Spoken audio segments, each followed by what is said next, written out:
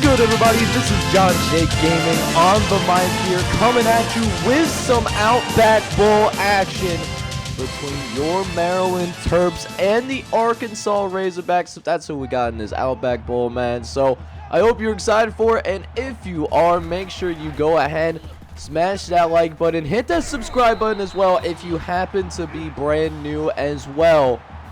And we got a game on our hands here, a game with major implications for those that do enjoy the Outback Steakhouse. This game determines whether people at Outback Steakhouse, they get the free Bloomian onion or they get that free coconut shrimp to go ahead and enjoy for a few days after the conclusion of this bowl game. Now, I'm more of a Bloomin' Onion guy myself, but that being said, though, we do know that that's if the SEC team wins, and I'm not trying to let Arkansas win right now, so let's see if we can go ahead and win some coconut shrimp for the folks that are in this little virtual world right now as we get across midfield for the very first time in this game, finding Rakeem Jarrett on a nice little in route, gets a gain of 10, almost manages to go ahead and pick up that first down, but could be just shy of the sticks, but we will be able to go ahead and pick up that first down on the very next play anyways.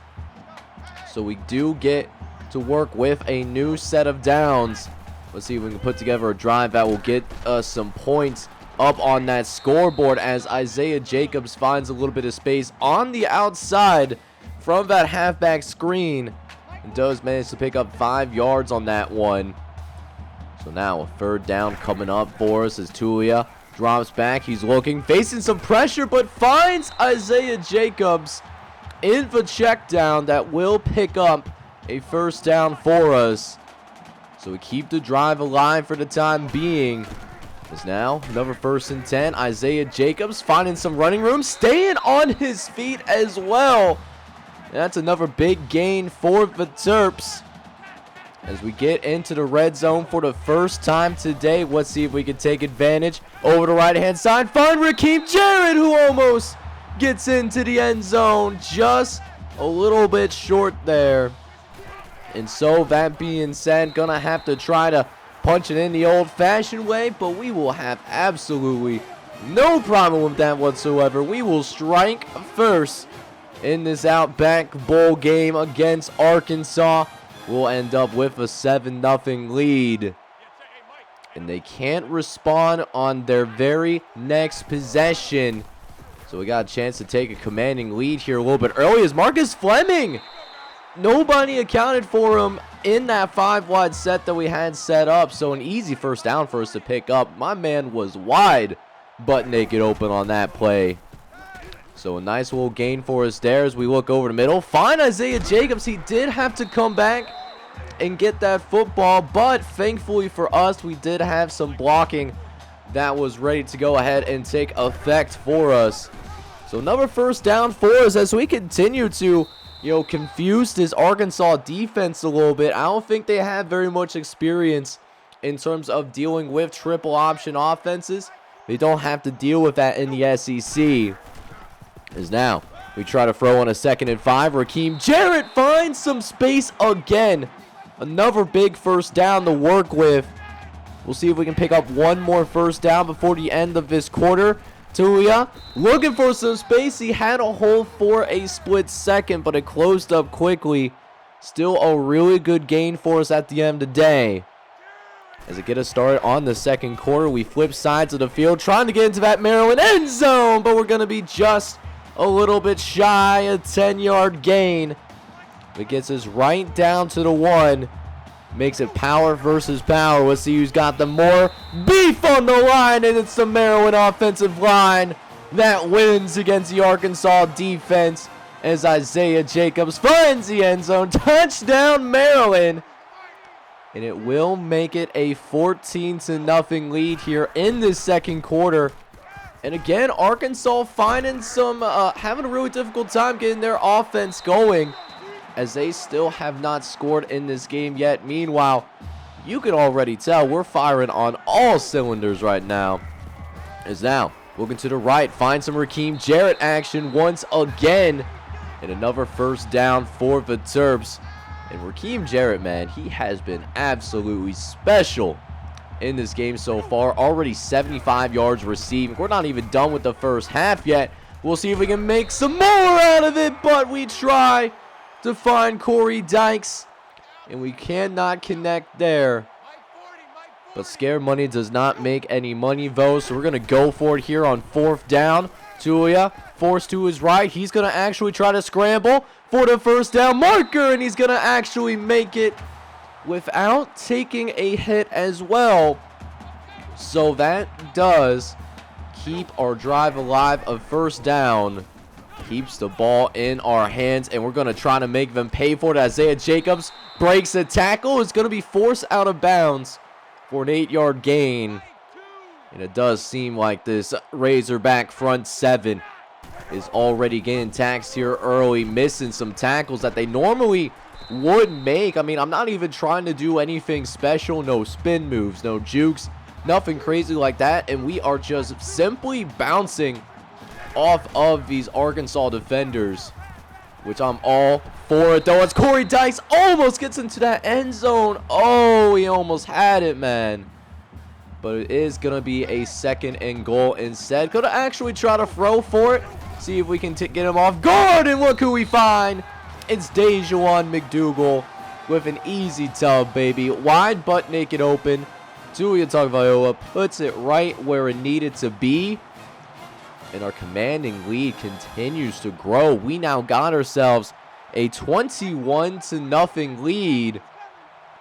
And now Arkansas finally gets something on the board here, but it's only a field goal. So we're up 21-3 right now, as Rakeem Jarrett on that throw does end up tying the school record for most catches in a single season. We'll see if we can find him again, as we got 2nd and inch. Is going to go ahead and go to that right-hand side. Going to go ahead and pick up that first down. So another easy pickup, as Arkansas doesn't have anybody in the box other than that defensive line. So gotta run the ball under that circumstance, make them pay for it. And I'm surprised we only got 7 off of it. They did a good job responding after the fact, but I'm sure they will not be doing that again anytime soon, as we'll pitch out to the left-hand side. Find Isaiah Jacobs over the left-hand side again. And that will get us over 6,000 yards of total offense. Just getting all of the milestones, all of the achievements in this single game. We'll love to see another touchdown on the board as we throw an absolute dot to Marcus Fleming Jr. What a throw in order to get that first down. As now we are basically in a goal line situation. The first down marker is basically on the goal line. So technically you could get yourself a first down without scoring, but let's be honest, you already know we rather go for 6, as Marcus Fleming almost had it, but it's gonna be down at the, has to be the 1-inch line. Like, we're not even on the 1, we're on like the half-yard line. No problem for us though, as Dejuan McDougal does get his 2nd touchdown of the day, tearing apart the Arkansas Razorbacks in the red zone. Little guys could be red zone threats too, man. Don't play with Dejuan McDougal's name, as it takes us into the locker room. We're up 28-3 at half. And not only do we have the massive lead, but we do also get the school record for Rakeem Jarrett. It's the most catches since DJ Moore back in 2017. So a 6-year-old record, man, and hey, that's some pretty good company. DJ Moore, one of the top receivers on the Carolina Panthers right now. So glad that we can see some of that happen. But let's see if we can get our offense going. We actually went 3 and out on that possession, and Arkansas did score a touchdown. So we still have this commanding lead, don't get me wrong. But that being said, we can't waste any time. We cannot, just be complacent. We got to keep our foot on the gas pedal, straight up and down, as we do get a holding penalty on Corey Dykes. So that's going to knock us down a little bit. So, but we do have a 2nd and 19. And look at this blocking. Here we go down the sideline. And Tulia Tagovailoa still picks up the first down anyways. He don't got to worry about none. Let's see if we can build off of that. 3rd and 7. Looking right-hand side. Gonna just dump it off to Corey Dykes as we did run out of time. But we did have to settle to punt this football away. But our defense does get us some really great field position to work with. And Raheem Jarrett, he's going to instantly take advantage of that slant pattern. One-on-one with him. Best receivers in college football. What is his Arkansas defensive coordinator doing, man? No one can keep up with this guy. He's just built absolutely different. As our defense, once again, gives us phenomenal field position to work with. So, offense has been looking good in general, but it definitely helps that our defense is putting us in really good spots right now, too. I'd love to see that. Now, let's see if we can take advantage as we try to run it on a 2nd and 5. Going with the load option to the left-hand side. And Tulia does find the space for the 1st down.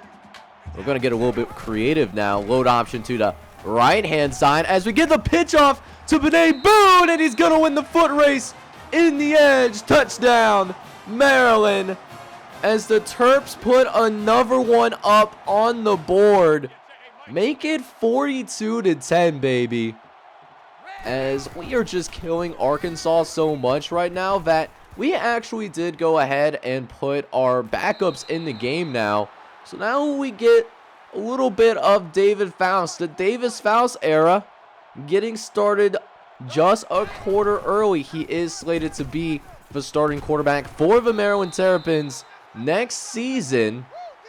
So this is a good opportunity to show what he can do. Should we decide to stay at Maryland, of course, you never know what can happen.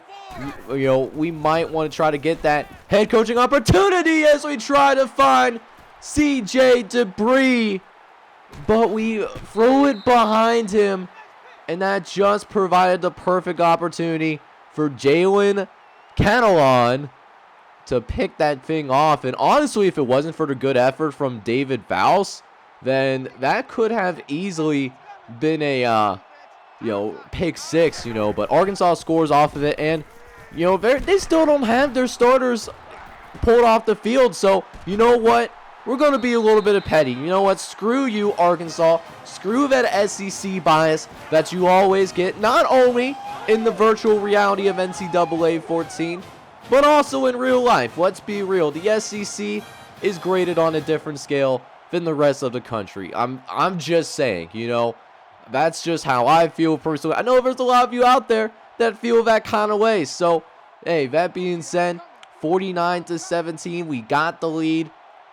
And now we put David Faust back in the game. For reals this time. We're not going to pull Tulia Tagovailoa back in as we try to find our receiver downfield. But David Faust put just a little too much on that ball. So, hey, that's okay.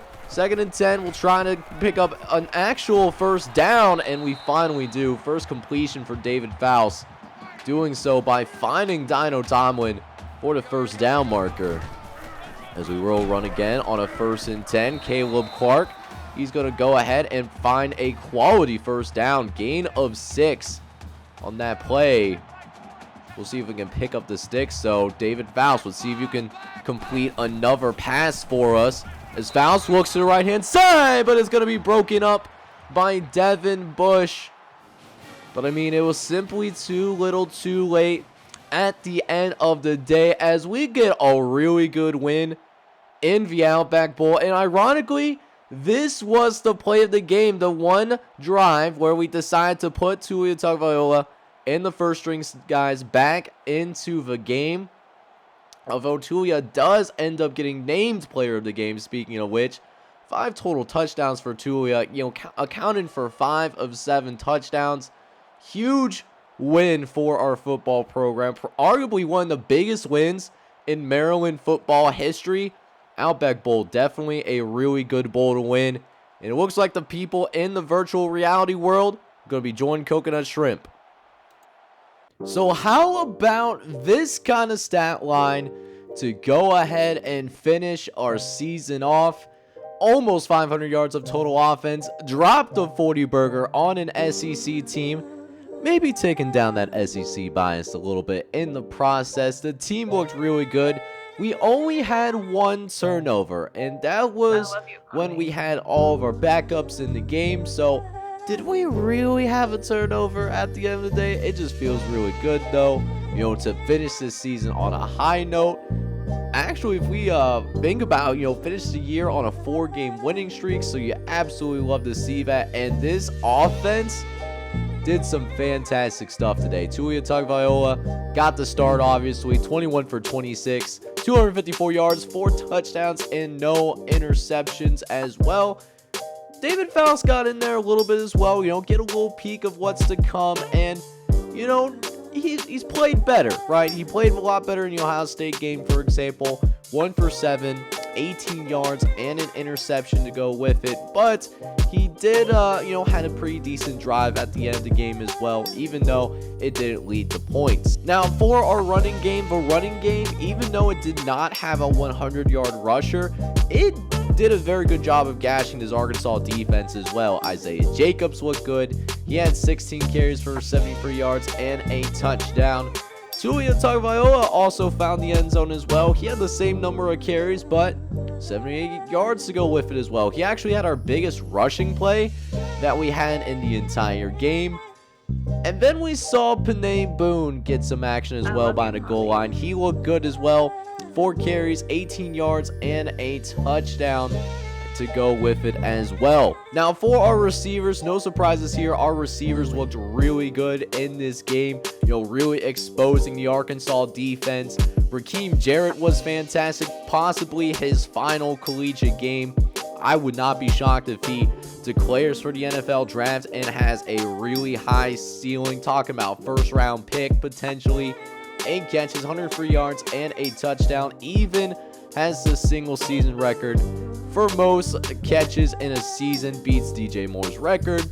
Isaiah Jacobs looked pretty good too. 4 catches, 46 yards, and a tub.